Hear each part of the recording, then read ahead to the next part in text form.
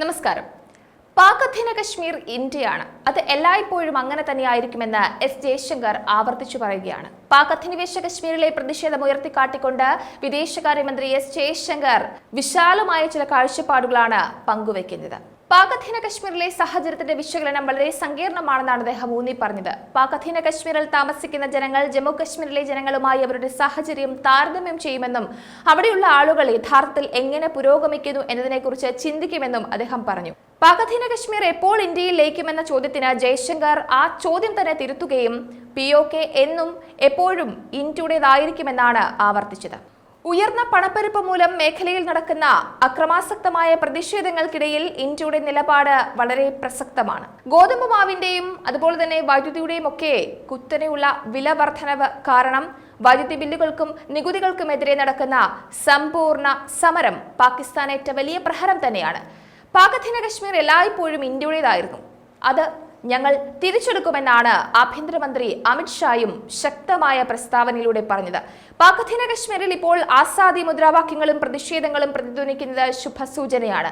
2019 സർക്കാർ ആർട്ടിക്കിൾ 370 റദ്ദാക്കിയതിനു ശേഷം കശ്മീരിൽ സമാധാനം തിരിച്ചെത്തി. എന്നാൽ ഇപ്പോൾ പാക് അധിനിവേശ കശ്മീരിൽ പ്രതിഷേധത്തിന് സാക്ഷ്യം വഹിക്കുകയാണ്. അവിടുത്തെ ജനങ്ങൾ പലതും ഇനി തിരിച്ചറിയുമെന്നുമാണ് പറയുന്നത്.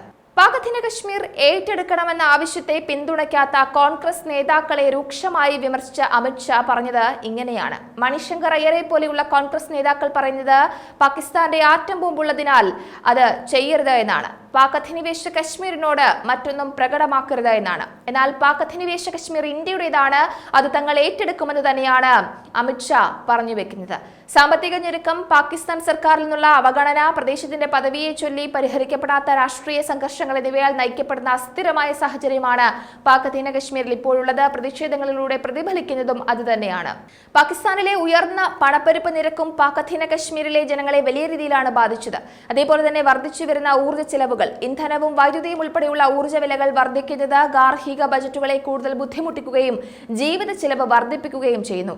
വർദ്ധിച്ചു വരുന്ന ഊർജ്ജ ചെലവുകൾ മൂലമുണ്ടാകുന്ന സാമ്പത്തിക മാന്ദ്യം ബിസിനസ്സുകളെയും കുടുംബങ്ങളെയും ഒക്കെ ഒരേപോലെയാണ് ബാധിക്കുന്നത്. പാക് അധീന കശ്മീർ പോലുള്ള പ്രദേശങ്ങളിൽ ഇതിന്റെ വലിയ പ്രത്യാഘാതമാണ് ഉണ്ടാകുന്നത്.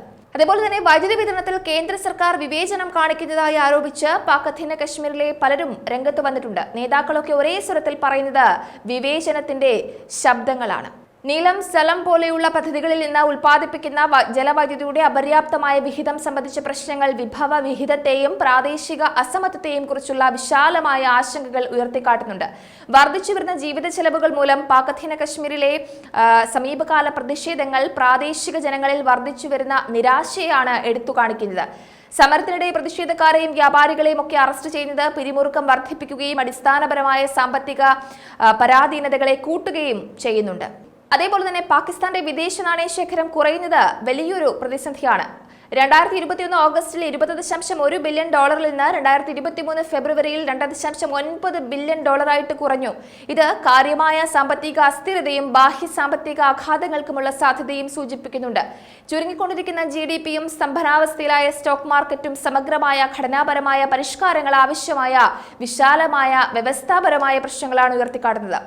1947 മുമ്പ് കശ്മീർ ഒരു ഹിന്ദു മഹാരാജാവ് ഹരിസിംഗ് ഭരിച്ചിരുന്ന നാട്ടുരാജ്യമായിരുന്നു. ഇന്ത്യയും പാകിസ്ഥാനും സ്വാതന്ത്ര്യം നേടിയപ്പോൾ മഹാരാജാവ് തുടക്കത്തിൽ സ്വതന്ത്രമായി തുടരാൻ തീരുമാനിച്ചു. പക്ഷേ പാകിസ്ഥാനിൽ നിന്നുള്ള ഗോത്രവർഗ്ഗക്കാരുടെ കടന്നുകയറ്റത്തെ തുടർന്ന് കശ്മീരിനെ ഇന്ത്യയുമായി യോജിപ്പിച്ചുകൊണ്ട് അദ്ദേഹം ഇൻസ്ട്രുമെന്റ് ഓഫ് ആക്സഷൻ ഒപ്പിട്ടു. കശ്മീരിനെ ചൊല്ലിയുള്ള ഒന്നാം ഇന്ത്യ പാകിസ്ഥാൻ യുദ്ധം ഇരു രാജ്യങ്ങളും തമ്മിലുള്ള മേഖലയെ വിഭജിക്കുന്ന വെടിനിർത്തൽ രേഖയിൽ കലാശിച്ചു. നിലവിൽ പാകിസ്ഥാൻ ഭരണത്തിന് കീഴിലുള്ള കശ്മീരിന്റെ ഭാഗമാണ് പാക് അധീന കശ്മീർ. ഇന്ത്യയുടെയും പാകിസ്ഥാന്റെയും ഭൂമിശാസ്ത്രപരമായ സ്ഥാനം കാരണം പാക് അധീന കശ്മീർ തന്ത്രപരമായ പ്രാധാന്യമുള്ളടമാണ്. ഇത് അഫ്ഗാനിസ്ഥാൻ, ചൈന, ഇന്ത്യയുടെ ജമ്മു കശ്മീർ എന്നിവയുടെ അതിർത്തിയാണ്. ചൈന പാകിസ്ഥാൻ സാമ്പത്തിക ഇടനാഴി വഴിയും ഇന്ത്യക്കെതിരായ തന്ത്രപരമായ ബഫർ വഴിയും ചൈനയിലേക്കുള്ള സുപ്രധാന കണ്ണിയായിട്ടാണ് പാകിസ്ഥാനി പാക് അധീന കശ്മീരിനെ കാണുന്നത്.